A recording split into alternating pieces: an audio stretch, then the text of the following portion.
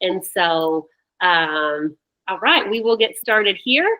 And so, as you guys know, especially as newer Christians, as we're working through our business, we continue to look to the Bible to make sure that we're on the right path, right? And pivot if we're not. And so we wanted to look at biblical values that encourage due diligence, right? So for me, due diligence mean if you're looking at a property, are you doing the appropriate work to get the property under contract, make sure you're making the best financial decision for you and your family. Hey, Anna Kate. And so this is what we found biblically. So in Luke 14, hey girl, Anna Kate's also in our market. So I just met her yesterday at our firm meeting, which is our local group. So in Luke 14:28-30, for which of you desiring to build a tower does not first sit down and count the cost, whether he has enough to complete it? Otherwise, when he has laid the foundation and is not able to finish, all who see it begin to mock him, saying that man began to build and was not able to finish. So I think that's a perfect Bible verse to support what we're doing here today and the due diligence required to move thoughtfully into an investment property. Anna Kate was asking about that yesterday. Like, if you've been praying about it, you know what I mean? Have you gotten into a deal that you didn't feel like God led you to? And what about due diligence? And so this is kind of what we were finding.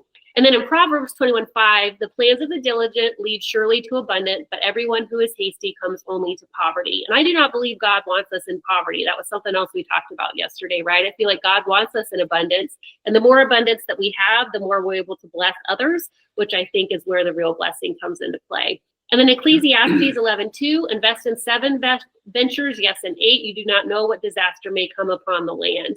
And so I think that we can take that to today. And I think that having more than one investment or type of investment, like Darren and I are in 6 different Airbnb markets. So for example, when the hurricane hit, we had 1 property affected. We didn't have 13 properties affected, right? And so the income of our other properties stabilized. So I think when you're looking at this, some people super focus on a market, right? And everything is there. And there's positives of that. Let's say it's the city that you live in. The negative is if there is some sort of external thing, or like COVID, for example, some places we still could rent, some places they absolutely did not even allow us to rent. And so there's some things that are just outside of our control. So just kind of does anyone else have anything they'd like to add to this from a biblical version on due diligence, knowing your numbers for analyzing investment properties they would like to add? Okay. All right. So just want to go over so y'all know what you're going to leave with today. So we really believe there's 7 key metrics to look at. And not every investor is going to use all of these. You yourself as an investor. And honestly, how Darren and I start our search isn't even on this map. It is our method. It's not like something that somebody else has created. And so we're going to look at, this is for short-term rentals, but you can use a lot of this cross-pollinating into any sort of investment. So average daily rate and occupancy rate are specifically for short-term or mid-term rentals, right? RevPAN is also for short-term rentals. That's your revenue for available nights. Your operating expenses, right? Cleaning, maintenance, things like that are all generally related to short-term or mid-term rentals. But net operating income, cash on cash, cap rate, and cap flow, or cash flow, we all use in the short-term rental space, and you would also use this commercial, long-term, any of those things. And so we're going to go through this all today. So please, if you can, have a notepad so we can kind of workshop some of this together. Yeah. So when we first started, in our investment journey, we had a few long-term rentals, and we bought our first short-term rental. None of this stuff was in our realm. We just kind of winged it, and could we make enough money to pay for itself, right, and be able to enjoy it for ourselves. So each year, we've kind of, as we've grown and added more properties, you'll learn a bit more and add more metrics in. And the more knowledge you have about the number side of it, the more efficiently you can run it and the more profiting. So first thing with short-term rentals is your average daily rate. If you all went to our first class or were able to watch it on our school site, I always encourage everybody, an absolute must is to use a pricing software. Just setting a one-night rate across the board is a detriment. So you want to use a pricing software like Price Labs, which is what I recommend and use. There's a couple other ones beyond Pricing Wheelhouse. but it can fluctuate your rates for you based on demand and season and things like that. So your average daily rate is just your monthly revenue divided by the nights that you've booked. So for example, if your income is $6,000 in a given month, you had 20 nights out of the 30 nights booked, your ADR would be that $6,000 divided by the 20 nights. So your average daily rate is $300. What I hope you guys find as we're going through this, and we're going to give you a calculator at the end. For everybody that's here, I have a calculator. We actually made it in Excel for you guys that will have each one of these in there and fillable. So you can use it. You can share it with your clients. If you're looking at starting to invest, the best thing you can do is start evaluating deals, right? In running the numbers, going through them.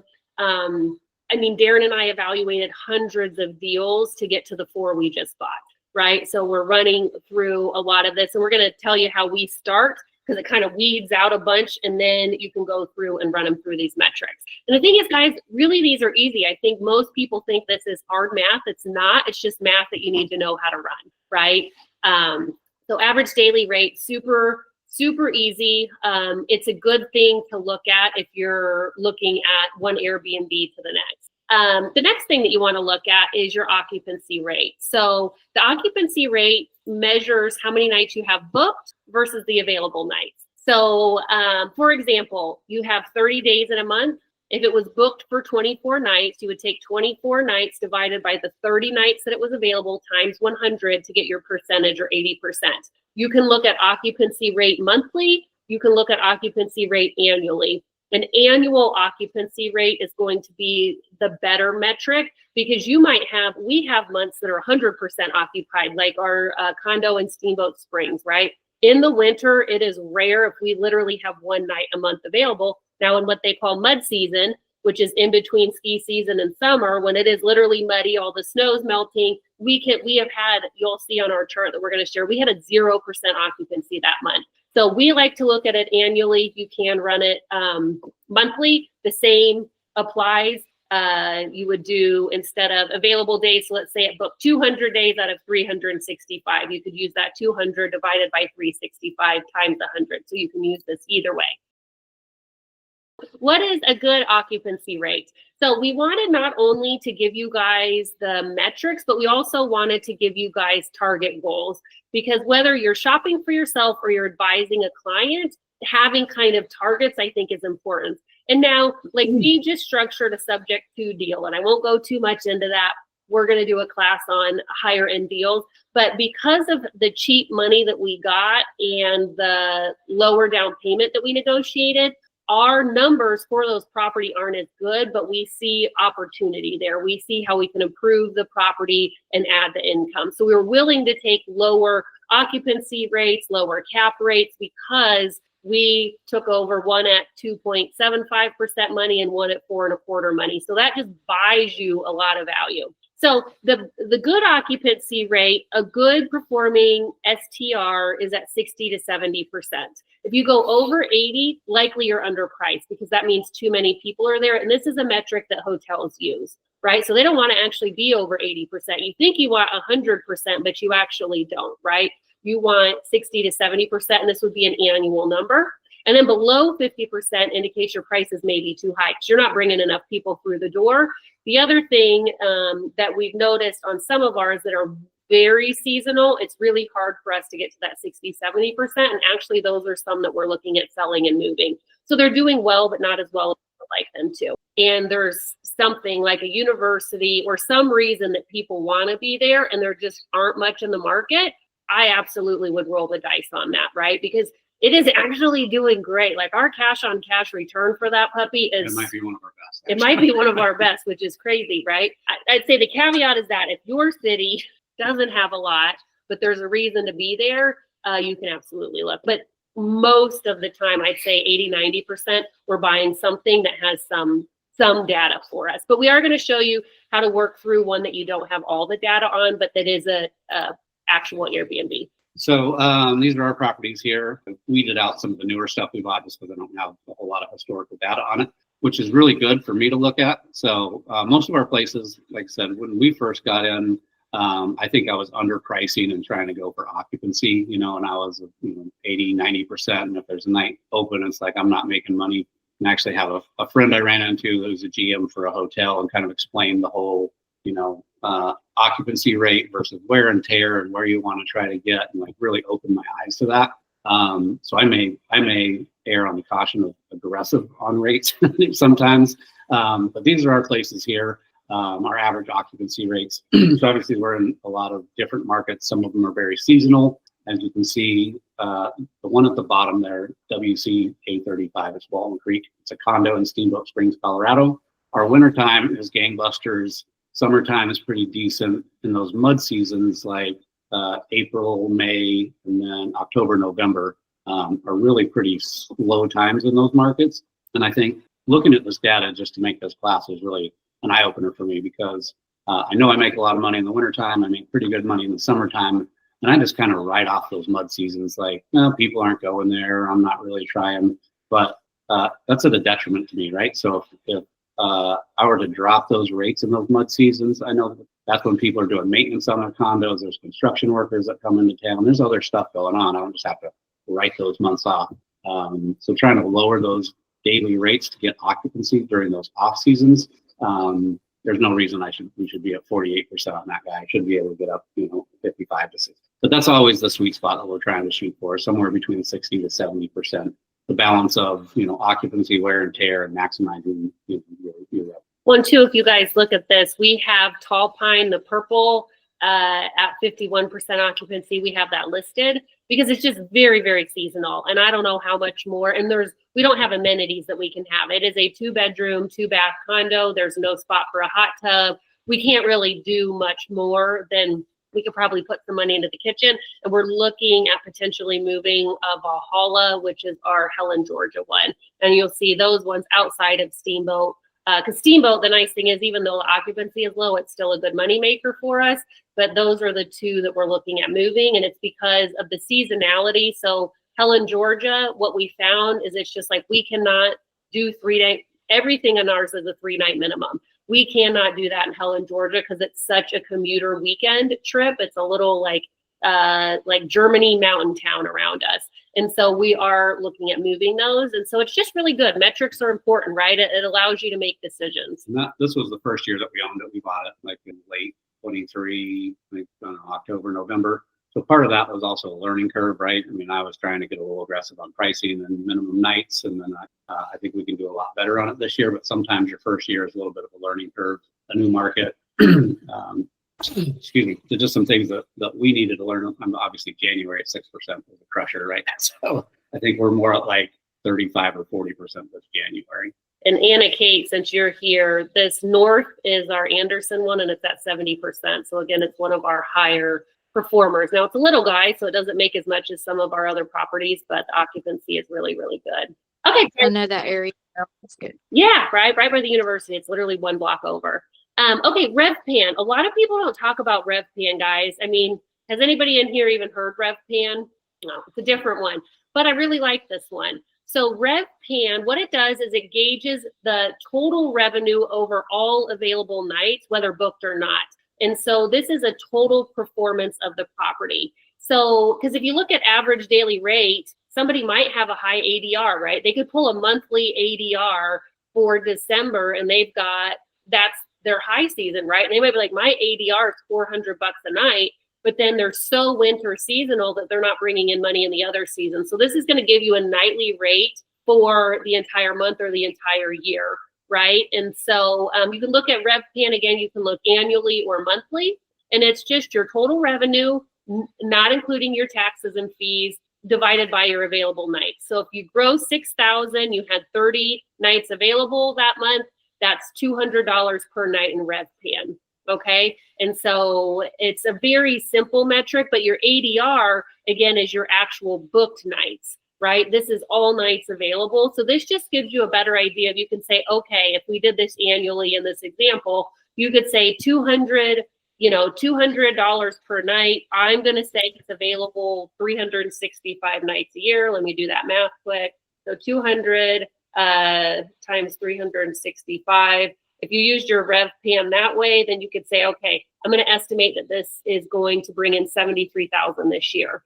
right? So it's just a good metric to look at the overall, and then you can look at your RevPAN monthly and see where you need to adjust prices, right? Because let's say your RevPAN goes really low in a month, like mud season, right? We need to be more proactive in adjusting our prices in mud season to try to encourage occupancy then, right? Versus keeping our, there's always a lower limit that you can set. We need to bump that down. Now, there's always a point at which if you bump it too low, you're not profitable. It's like we pay for someone, we have an assistant who helps us manage them. You've got to have cleaning, turnover. There's time and energy that goes into a booking. So you've got to make sure that you don't go to where you're, it's costing you money to rent your place. So, and obviously, if you're analyzing a deal, this is all kind of manual math. If you own a current short-term rental and use a pricing software like Price Labs, that gives you all this data. You don't have to do it. I can just pull up my pricing software and it'll give me ADR, RevPAN, occupancy rates for the next 30, 60, 90. Like it's all just in there for you. So it's pretty easy just to run reports or look at your software like once a month to kind of see where you're at. Okay, and we already, kind of talked about this. Low RevPAN might indicate that it's underperforming, right? You've got a poor pricing strategy. You need to improve your amenities. But if you're looking at a potential property to buy, it's higher risk, but it could be a potential opportunity, meaning is the property underperforming? Can you add amenities? Are there other houses in that area making significantly more income, and what do they have that this property doesn't have? This is where Darren and I like to buy. We rarely like to buy a house that's doing great because we want to build equity, sweat equity. We want to come in and fix it up and push up the price and the nightly rate. Versus high RevPAN, it's a well-run, smooth operation. It's got good amenities, but there's less room for improvement, right? But it's going to be safer. And you're paying a premium purchase party like that. Yep. So absolutely. All right, operating expenses. So outside, obviously, all the income that you can make on it is how well you can run it and the expenses that are associated with it. So, and this is more transferable, from long-term rental from. So operating expenses are all these costs associated with running a short-term rental or a rental property in general. So for example, if we're making the examples we've used, total revenue is $6,000, all your expenses are $2,500. So your net income before your mortgage, $6,000 minus $2,500 is $3,500. So obviously your operating expenses are a huge piece outside of your income of what's going to make or break a property and keeping your operating expenses under. And then we talked about this a little bit in our last class, but if they don't have a profit and loss, ask for one. And Darren and I have created that calculator. If you were at our last class, you can get it for free. But if you don't have one, we have one that you can send over to get for them. And here's just a reminder of some of those common expenses, right? Cleaning fees, your maintenance, your utilities, your supplies, property management, et cetera, right? So all of these are going to go in your operating expense column. And what I will say, because, right, you see all these people on the Instagram or the whatever, and they've got all these sexy numbers. What are their actual numbers? Gross is not net, guys. Gross is what's coming in. Net is what's left after everything goes out, right? And so you really got to know how to calculate these.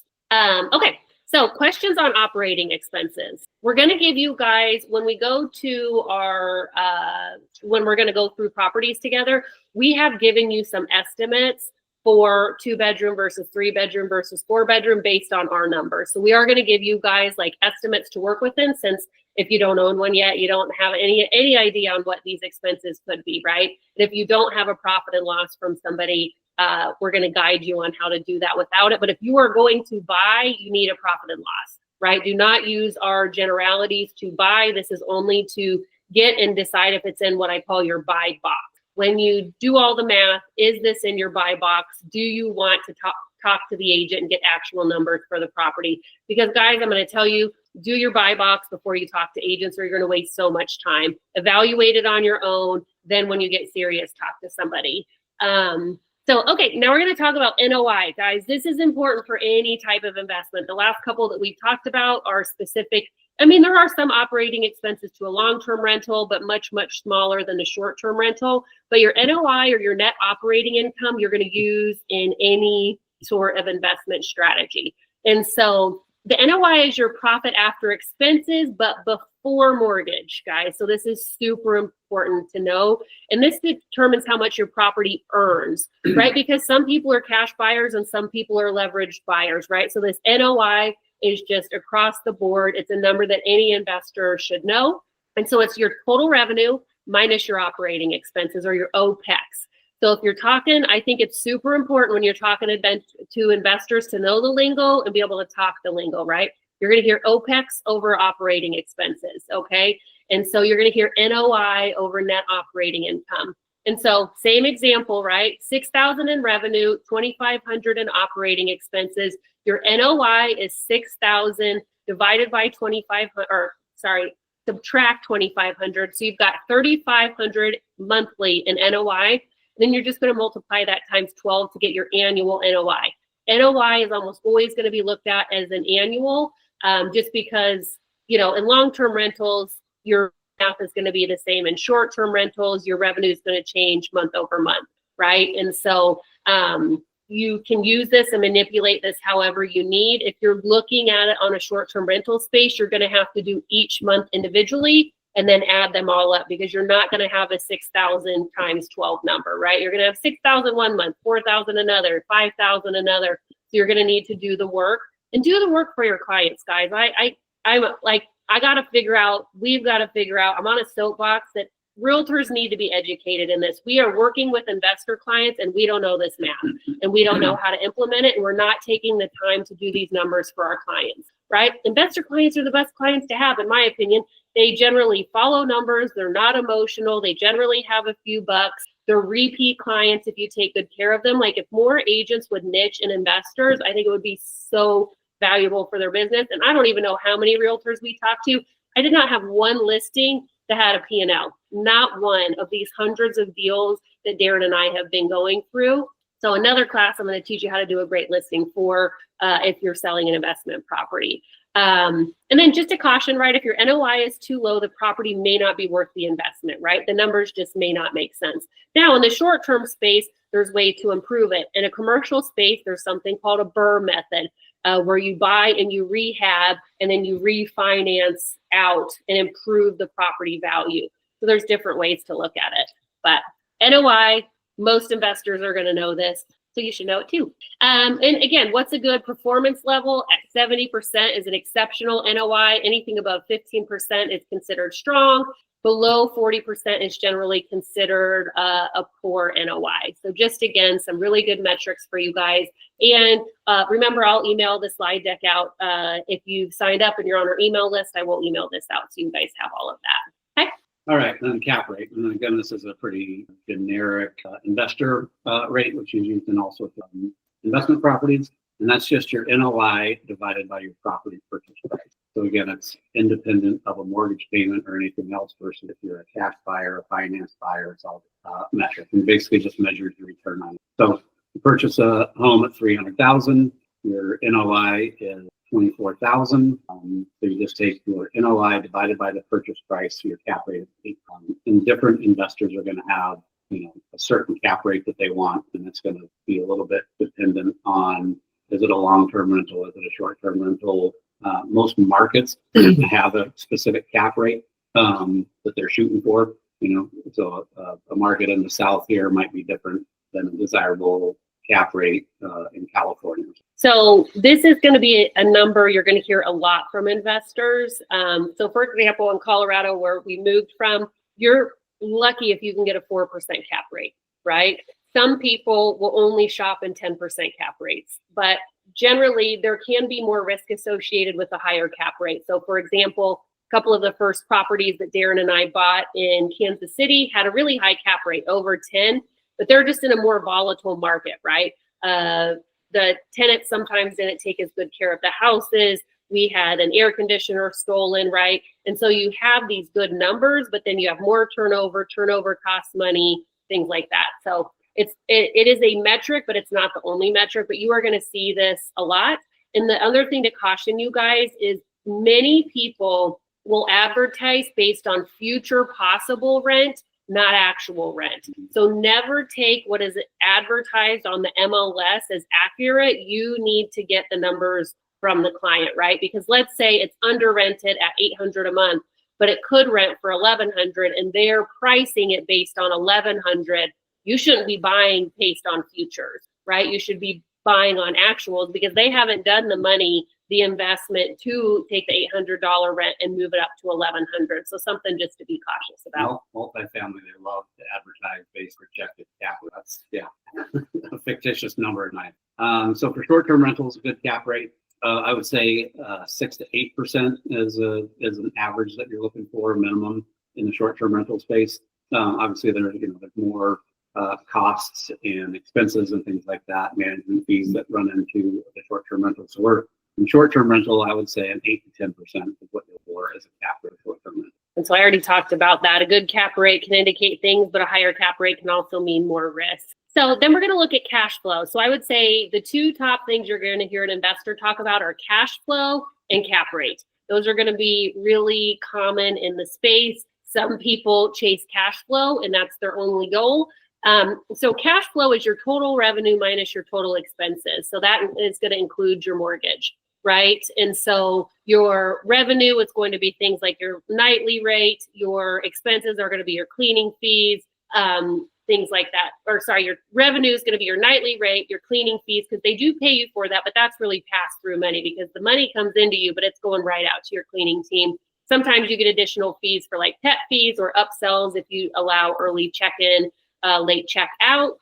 And then just a reminder of what those expenses can look like, right? So your expenses, your mortgage, your taxes, your insurance, your utilities, maintenance, cleaning, management, HOA, supplies, software, and miscellaneous costs. So that's how you get cash flow. It's total income minus total expenses. And so this is a really, really important number for you guys to understand for your clients. We're always have the goal of about $1,000 of cash flow on any. Yeah, that's our minimum. And our goal, we're trying to move to $2,000 a month. And so last year when we had these, because we had a midterm and some long-term, last year we only had 7 short-term rentals. Now we have 12. And so last year our net profit per month was right about $8,000. And so that's a little over $1,000 a month per property. Our goal is to push that this year to $1,500 or $2,000 a property. And then another strong metric, especially investor, is cash on cash return. So cash on cash is basically the actual cash out of your pocket versus how quickly you're going to recapture that outside of, just cash, not finance money. So it's your annual cash flow divided by the cash that you've invested in the property, and then times 100 to get a hold of it. So an example, your net operating income, $3,500 a month is $42,000 a year, minus your mortgage payment of $2,000. You have an NOI of $24,000 a year, and so your cash flow after mortgage is $18,000. And so generally, then people will break that down into an annual cash flow, right? So if you had an $18,000 cash flow, you divide that by 12. I'll do that math for us quick. So 18,000 divided by 12. So it'd be $1,500 a month in cash flow, right? And so and then to take it to the cash on cash. So there's your cash flow, right? So we figured out your cash flow, your NOI, your annual NOI minus your annual mortgage payment is your cash flow. So remember, NOI does not include mortgage. And then you take how much you invested. So let's say on this deal, you had $100,000 in for your down payment, closing costs, furnishings, etc. So you would take your $18,000 of cash flow and you would divide it by your cash in to purchase. You multiply that times 100 to get your return. So this example would be an 18% cash on cash return. This would be a very high, wonderful cash on cash, because that means in almost 5 years, you've earned all of the money back that you've put into the deal, right? So that would be a really, really high, wonderful return. Any questions on cash, cap rate, these last couple that we worked through? Okay, here's just some good benchmarks. Now, guys, our benchmarks are looking at short-term rentals. These are not metrics that would be for long-term rentals. So you need to understand that, right? Cash on cash for a short-term rental, a really strong deal would be 10 to 15%, 7 to 9 would be decent, below 5 is likely poor. Just like we said, cap rate, a really good one for a short-term is 10%, If you're short shopping long term, you're going to be more in that 4 or 5%. So you need to understand the market that you're in to appropriately advise your client. So because we're specialized in short-term rentals, that's the benchmarks we have here for you. And they will be different if you're using these metrics in long term. We'll tell you a little bit about how we start our searches. We talked about this in our last class too. This is not called an anything. This is called a Glenn special. It's called Aaron Map. Yeah, this is Aaron Map, right? So this is how I like to start before we're going to take them out of the big funnel. I love to look on STR Homes for Sale, the Facebook group. You should join it. I love to look there, and the way that I'm going to start my funnel is here to see if I want to look more at the property. So what I call it is a gross income to purchase price ratio. This is Aaron Math. I don't think it exists in the universe, but we want a 15 to 20% gross income to purchase price ratio. That is our buy box. And so basically you take the income divided by either 0.15 or 0.2 to help you identify your purchase price. So for example, let's take 100K in gross income. So if we wanted a 15% gross income to purchase price ratio, we would take 100,000 divided by 0.15, and that gives us $666,000 as a benchmark for a purchase price. If we wanted that to be 20%, we would look at 500. So our buy box for 100,000 is between 500 and call it 700,000. What you're going to see in the short-term rental space is you're going to see that at about 10%. So $1 million properties grossing 100,000. You're going to see these all day, every day. I don't even want to look any further. If it's at 10%, I'm not even going to dig into it. Say the vast majority out there advertising zero. If they're making 75,000 gross income, they're trying to sell it for not a money maker. Yeah, there's just not money in those deals. So steal this from us, use it. It's a really good filter to go through. Now, unless I can get creative financing, you're going to let me get a note at a cheaper rate. If you're going to let me put less than 20% down, I might fudge outside of these lines. But if I got to bring 20% in DSCR money or conventional loan money, this is my buy box. And this is a needle in a haystack, guys, just so you know. So, and it doesn't mean you can't look at something, let's say that's 800,000, but then I know my goal for my buy is at least to get it at a $100,000 discount, right? That's just a good metric to start from. So any questions on that? Okay, so let's get into a deal, guys. So this is one that we've just recently purchased, and this is a home run in my opinion. So our gross income, so we just bought it a few months ago, so the numbers are based off the person who purchased it from. Gross income was $56,500. We were able to purchase it for $252,500. Total operating expenses are $16,200 a year, and the mortgage that we ended up getting on it cost us $20,820. And so you guys can see, so when this guy posted, so he had this listed he started at 3.25. By the time we looked at this house, he had it at 275. So if it's 275,000, bringing in 56.5, do you guys see how that's in our buy box? That's in between that 15 to 20% gross revenue to purchase price. So we were like, we want to look at this house, right? Like those numbers got us excited. So literally I looked through that Facebook group like every day, all day, looked at hundreds and hundreds of houses. So this is how this got in our buy box. So, and this also has a grandfathered in short-term rental license. A double bonus. Okay, so let's just walk through this together. I wanted this to be really cool and I couldn't figure it out, and my assistant wasn't available. I wanted each of these lines to come in. So I want you to actually do the math. I want you to grab a calculator and do the math, because if you just listen to me do it, it's just not going to stick in and it's not going to make sense. So RevPAN. So RevPAN is what? Okay, it's your total revenue except less taxes and fees, okay? So minus taxes and fees divided by your available nights, okay? So you've got your revenue. We always say our property is available 365 days a year. We choose to use our properties only when they're available. We say investment first, family second. Now our family definitely uses them, right? So if we're gonna do this, the math here is simple, right? We're gonna take our total revenue of $565,500. We're gonna divide it by 365. Okay, so what is, without looking at my screen, since I don't have the cool clicking thing, what is our RevPAN for this property? $154.80. It's kind of scary, you know, so. Now, would you buy something for $252,000 that you Oh, say on that by trip. $55? Because to me, that's a decent hotel room, right? To me, that's a good money maker, right? Like for the purchase price. So there's our rev pan, okay? So we were happy with that number. Again, if this property was $600,000, would we be happy with that rev pan? Probably not, right?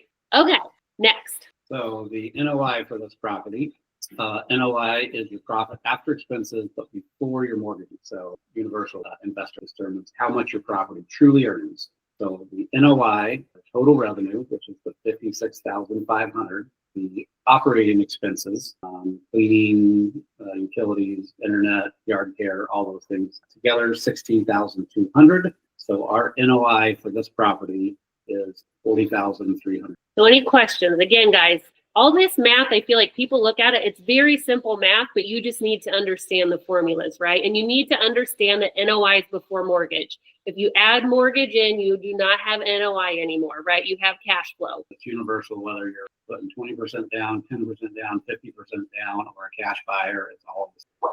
So this is just something totally independent of how they're getting financed or if they're buying in cash, that they can look at property to property. What this property is going to generate, less expenses, right? Because in long-term rental, you're not going to have $16,200 in expenses, right? They're probably paying utilities. Maybe you have to pay for snow removal, or you know what I mean? Your expenses are just going to be much lower, right? So your NOI is going to be higher potentially, but it depends on the rent, right? It depends on that gross revenue. And so this is just remember NOI, because what'll happen, guys, is if you're with a savvy investor and you bring in cash flow and they ask for NOI, you're not going to you're going to lose trust, right? So you really need to understand that NOI is before mortgage. Cash flow is after mortgage. Now, if they don't have a mortgage, their NOI and their cash flow are going to be the same, right? But the mortgage is going to be the component on cash flow. So super important to know the difference here. Questions on this one? Okay. So we just talked about this, right? So an easy way to look at cash flow. So you could look at cash flow as total revenue minus total expenses, or if you've already figured out your NOI, you can just take your NOI minus your annual mortgage. Because if you're already figuring out NOI, there's no reason to go back up to your total revenue at the top, right? So for this one, our NOI was $40,300. We just figured that out. And here's our annual mortgage, right? So this is actually our note. So this is how much Darren and I owe, is $1,735 times 12. So that equals $20,820. So then our cash flow is dependent on our mortgage, right? So we're going to take our NOI minus our mortgage. So we've got $19,480 of cash flow here. Beats our kind of minimum goal of $1,000. Yeah, so if you do this math, which I guess I could have added here, $19,480, what's our annual or what's our monthly cash flow then? Is it 1623? Yep, absolutely. So 19,480 divided by 12 gives us a monthly cash flow of 1623. Is that in our buy box? Yes, because our minimum net is 1,000. Right? So this is moving us closer to that 1,500, 2,000. And we did do some improvements to this property. So our goal is to take what was already a good performing property and make it great, right? So if we can get $1,600 a month up to $2,000 a month, that's our goal for this year. So questions on cash flow versus NOI. Those are two really important differentiations, especially in the investor space. People mess them up all the time. NOI is not cash flow. Cash flow can be NOI if there's no mortgage involved, but most people are not buying in cash, right? Most people are leveraging, at least in our experience. Okay, so we wanted to show you guys our cash on cash. And this is really where this property is a home run, in my opinion. So cash on cash is our annual cash flow divided by how much cash out of our pocket we put this property. So based on that last slide, our cash flow is $19,480. So we got a DSCR loan on this property. So our down payment closing costs are a little higher just because the DSCR, we got to pay some points and stuff for that financing. So our total cash was $60,775. It was already a furnished short-term rental. We bought it furnished. We just put a little lipstick on it. We did a little bit of painting, We swapped out some queen beds for king beds, a new couch, some pretty minimal investment that we needed to do. So we put $6,500 cash after we bought it into the property. And that's us driving a U-Haul up there, sweat equity. We're still doing all this stuff ourselves. So our total end of the loan, $60,775. Cash out of our pocket, and improvements was $6,500. So we're all in on this property, $67,276. So if you take our cash flow per year divided by the cash out of our pocket, and then if you just times it by 100 to get a percentage, we're at a 29% cash on cash return. So just over 3 years, this will be a 100%. Infinite return. Infinite return is the word I'm looking at. And so remember, we said really good is 10 to 15%. And guys, we bought this as an on-market property that we found in this short-term rental Facebook group. Okay, and this is the one if you sort of on market. He had a discount realtor who just put it on the MLS for a flat fee, but he was marketed himself and negotiated directly with the seller. Sort of on market, sort of not. It's perfect for us. We know how that works, right? We know that that's not the best route to go. And then this is our actual settlement statement. You can't probably see it here, but that actually just highlights. Yes, we are telling you guys the truth. It was $60,775 that we put in as our down payment. And remember, this was from a 1031 exchange, guys. So the only cash that came out of our pocket was $6,500, right? The rest came in our exchange. Yeah. So. And this, like I said, this is a DSCR loan, which is a little bit more expensive if you're able to get 10% down second home loan or just a regular 20% down loan. Probably be even better off than we are on this one. Well, let's go to cap rate. And guys, we're going to go over a little bit. We understand if you need to go. We are going to show you on the next one how to do this if you don't have all the numbers. So we have taken the time and looked at our numbers and be able to give you numbers to put in these places as placeholders so you can start start doing the math without the group. So it'll probably take us till about 1140. Okay, so the cap rate, right? So again, that's your NOI. So for this property, our NOI was $40,300 divided just by your purchase price. So if you have not, yes, of course, Tracy, thank you. The purchase price, if you don't know the purchase price and you're just evaluating, you can move this, right? And say, hey, they're asking $700, but actually to have this be a deal for me, I would need it to be $600, right? So if you don't have an actual price, that's how you work it in. So you just take your NOI, that pre-mortgage income divided by the purchase price. So again, simple math. So this cap rate 16%. Again, this is above average.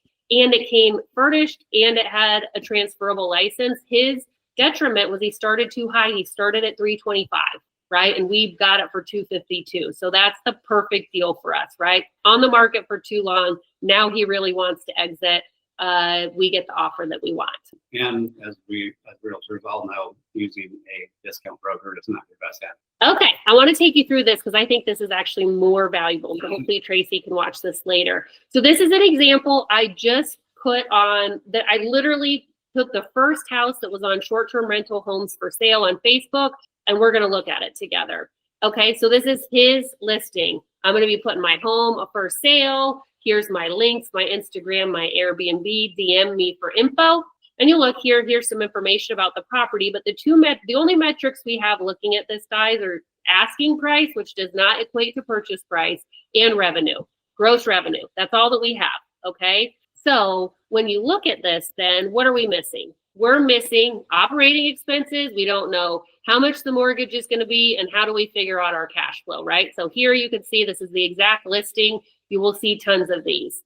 And so let's look into this, and we're going to show you guys how to do some general math to see if it's worth you guys taking the time to look at this more deeply. Yeah. So on the surface, those kind of meet our metrics, and it's worth taking a peek at. So and a lot of people when they're listing their homes, if they provide anything, they're just going to give you a screenshot just like this from their Airbnb website. So Airbnb, VRBO, are pretty universal. They don't give you much detail. They don't break out cleaning fees. They don't break out just gross income. So if you ask for their Airbnb VRBO sheet, this is what you're going to get, just a screenshot of a transaction history. Like I said, which isn't giving you really anything outside of your gross income. So I'm always going to ask for a profit and loss for the last 12 months. Most good investors should have that, just showing what their expenses are for the property. And I guess if they have more history or how long they owned it, because a lot of people are basing their price and their gross income from 21 to 3, right? COVID years were gangbusters in the short-term rental space, and everybody's numbers look way better than they did in 20 or 24. So even just now that we're past that a little bit, looking at 2024 income levels is a lot more accurate than somebody that's going to give me something from 22 or 23. And if you have an agent, which I would recommend if you're not in your market, make sure, because like this is one of our properties. We did a screenshot of about 55,000 in income. We have another 17,000 in VRBO. So like, what if you're evaluating a property and you're not looking at the complete income, right? Some people have direct booking income. So just make sure you're getting any income from all the sites in these spreadsheets. And again, this is going to confirm also what the agent is saying, because y'all, I will tell you, these numbers can be very different for what the agent is saying. Well, we're going off projected. You know, if you put another 50,000 into the house and remodel this or put in a sweet backyard, then you make X, right? And this is where we're really excited. We spent a lot of time on this to get this for you guys, because here's just some operating expense numbers that you guys can use as placeholders when you don't have them. So you've got a gross revenue here, right? And that's going to include the cleaning expenses. It's going to include anything, right? So this is going to help you find the numbers. So I think this is super valuable, probably the most valuable from this call for evaluating deals. So we estimated, so we went through our Airbnbs. Here's our spreadsheet that we keep, because you got to know what you're making, right? Because you might not be profitable and you think you are. So we realized for operating expenses, for a 2-bedroom, we're about $850 a month. For a 3-bedroom, we're about $1,000 a month, and for a 4-bedroom, we're about $1,250. So that's as big as we go so far. But I would imagine, based on this number, that you could add about another $250 if you had a 5-bedroom, right? And this is just your operating expenses. These are your utilities, your toilet paper, all of that, not your cleaning fees. That is a separate line item. But we did put that here for you. Cleaning, guys, is about 20% of your gross revenue. So you'll see on the next slide, but if this guy's bringing in 91,000, about 18 of that is pass-through money. That is money coming in that you're collecting so you can pay your cleaners. So although that is part of gross revenue, and that is not a lie if it's part of gross revenue, 20% is about pass-through money. So take a picture of this. We'll get it into your slides. This is super, super important and can really help you fill in all of those areas that we didn't have information on from this seller. Yeah, and even though every property is unique, I was actually kind of surprised looking at this myself that a condo versus a single family isn't much difference. Your HOA fees are going to offset if it's a single family and you're paying for yard care and snow removal and other things, or even, you know, a mountain property that's got, you know, more maintenance and a septic system versus something in town. There really wasn't a whole lot of difference in these expenses. They're all pretty similar to each other. So let's just run some numbers for this property. Okay, we did RevPAN before. We're going to do an annual this time just to show you how that looks. So the revenue, right? We know that number from this guy. We think we know it. We have not confirmed it yet. You're still going to confirm. We have that total revenue of 91,000, available nights 365, RevPAN's 249 a night. Right? So if you look at it, at our numbers, 252, we were making what, 160 a night. So when you look at that math, then you're like, I don't know, is this as good of a deal, right? And I mean, our Chattanooga one, I think, was a diamond in the rough. But so here's our RevPAN, right? So there's a good metric to work off of, and you can do that on all of these, which is super easy. So net operating income for this property. So again, NOI profit after expenses, but before your mortgage. So their total revenue advertised is 91,000. And so we don't have operating expenses. They didn't provide that. We would ask for a profit and loss if we got serious about looking at this. But based on our estimates, your operating expenses would be about 10,200. Cleaning fees in that 20% range would be 18,200. So our best guess on the NOI on this property would be 62,600 based on, you know, the other properties that we own. And I would highly encourage, if you guys are going to start thinking about this, start doing this math, because you can, oftentimes sellers put their gross out there. Sometimes people don't even put that. If you look on these listings, it's so annoying. So I will do a class on how to have a great listing for an investment property. But here we go, right? So we've got some real numbers that you can look at. And this is, guys, if you guys find short-term rental buyers, if you guys would go through and do this math and send out properties that are better performers to a database, guys, I'm telling you, your business would grow like crazy. If you would just get an email list of people who are looking for short-term rentals and you would do this, takes, let's say 20 minutes of property if you get really proficient, and every week you could be sending out, here's my 5 best short-term rental deals in all these markets. I think that would be huge for your business. And after you do a bunch of them, it's really pretty quick to run through something. And like Aaron said, when we were actively shopping for a property for a 4-month period, we looked at 250 properties. I don't know, it was a lot trying to get something that actually made sense.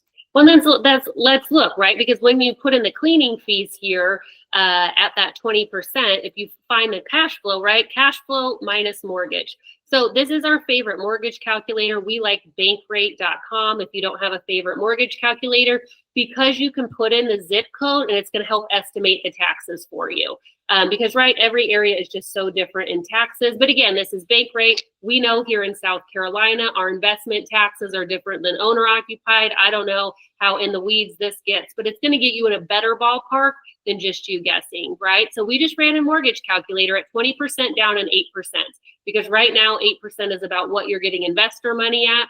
And so when we did that, we came up with $4,230 a month or $50,760 a year. So now your cash flow is okay, but it's not awesome, right? It's good, but not great. So you've got about $1,000 a month in cash flow built in when you take your NOI and you subtract your mortgage. Okay, so good, not great. But again, this might be in somebody's buy box. This is also, if you guys look at this link, this looks to be very move-in ready. So as far as cash on cash, it does not look like you would need to do a lot.